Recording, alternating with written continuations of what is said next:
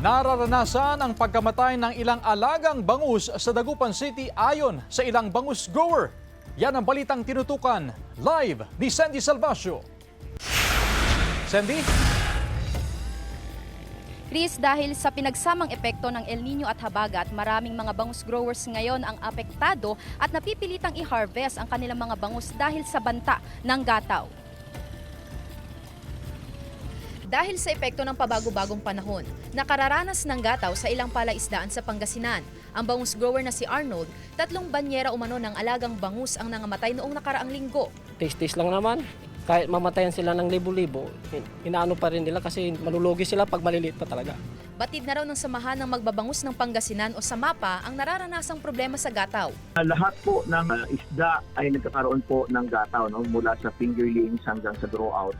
Ay yun po, no, ang naging epekto po ng pabago-bago ng panahon, nagdadrop po yung oxygen sa madaling araw.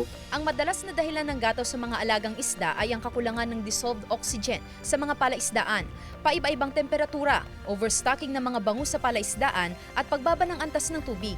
Remedyo ng ilang bangus grower, paggamit ng water pump o mga aerator upang tugunan ang kakulangan sa oxygen. Halos lahat dito may nakabili na ng water pump. Inuuna na namin lalo na pag mababaw ang tubig. Abiso ng fishery expert. Ang strategy lang na pwede natin i-recommend ay mag-partial harvesting na sila. Nang sa ganon, kumonti yung laman na isda na siyang gagamit ng dissolved oxygen doon sa tubig.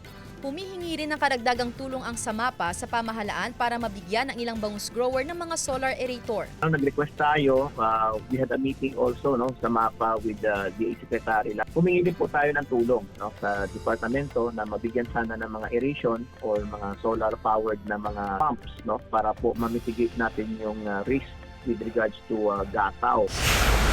Napilitang hanguin ng mga mangingisda ang kilo-kilong bangus sa Sanchez Mira, Cagayan. Ayon sa alkalde ng bayan, mula nitong Lunes, naobserbahan ang pagkamatay ng mga bangus dahil sa mababang oxygen supply sa Ilog Pata. Hindi bababa sa 77 mangingisdang apektado ng emergency harvest. Ang dating 200 pesos per kilong bangus, ibinebenta na lang nila ng 170 hanggang 180 pesos kada kilo. Para maiwasan ang malaking pagkalugi ng mga mangingisda, binili ng lokal na pamahalaan ang mga bangus at ipinamahagi sa mga residente.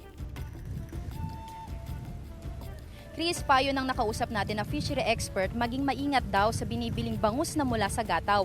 Para daw masigurado kung ito ay ligtas kainin o hindi, ilagay daw yung mga biniling bangus sa timba na may tubig. Kung ito ay lumubog, ibig sabihin ligtas pa itong kainin. Pero kung ito ay lumutang, hindi na raw ito ligtas kainin. Chris?